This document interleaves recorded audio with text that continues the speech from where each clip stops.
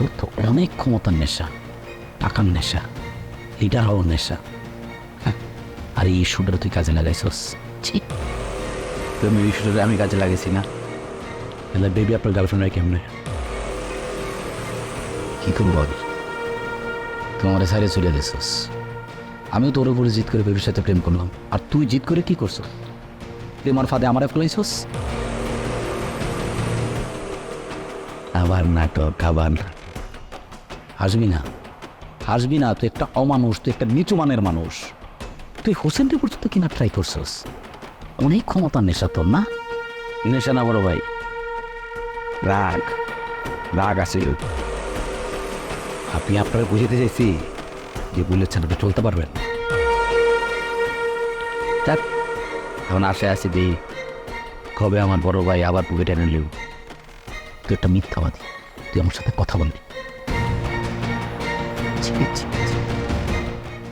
ভালো হইতে দেখে না।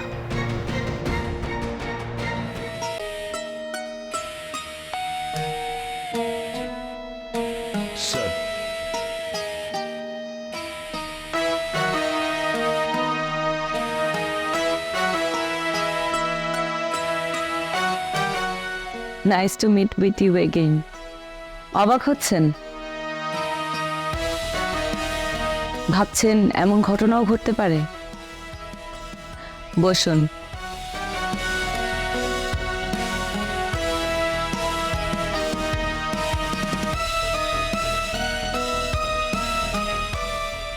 আই এম সরি স্যার, আমি আসলে ইটস ওকে, আর বলতে হবে না। আপনি তো সৎ পেশায় অসৎ হয়েছেন টাকা কামানোর জন্য। আপনার নাম তো রঞ্জু মুন্সি। মুন্সি আপনার বংশের পদবী? তার মানে আপনার বংশে কেউ না কেউ মুন্সি ছিল। এই পদবীর অর্থ অনেক সম্মানের, অনেক পবিত্র। এই কথা আপনাকে কেউ বলেনি? জানময়, আপনি আপনার নিজের সম্মান নিজে হয়ে। আমি তো আসলে জানি না স্যার যে ওরা মিসিং। পিস্তল আর বুলেট এই দেশের নাগরিক, তার উপরে তারা ক্রিমিনাল, শীর্ষ সন্ত্রাস, ওয়ান্টেড। নিরাপত্তার কারণে আমি তাদের খোঁজখবর নিতেই পারি, নেওয়া উচিত। ওরা মিসিং হয়নি, ওদেরকে গ্রেফতার করা হয়েছে। হোয়াট? আমাদের হাতে গ্রেফতার হয়েছে। আপনাকে এই মিশনে ইনক্লুড করার কারণ হচ্ছে আপনি এখন আমাদেরকে সবচেয়ে বেশি হেল্প করতে পারবেন। Am I right? ইয়েস।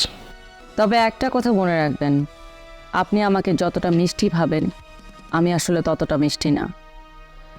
আপনার মতো মানুষের ক্ষেত্রে আমি যথেষ্ট তেতো একজন মানুষ। এই মিশনে আপনার টাকা কামানোর কোনো অপশন নেই, চাকরি খোয়ানোর অপশনটা আছে। আপনাকে এই মিশনে রাখার এটাও একটা কারণ। আপনি কি আমার কথা বুঝতে পেরেছেন? Yes sir. তাহলে চলুন।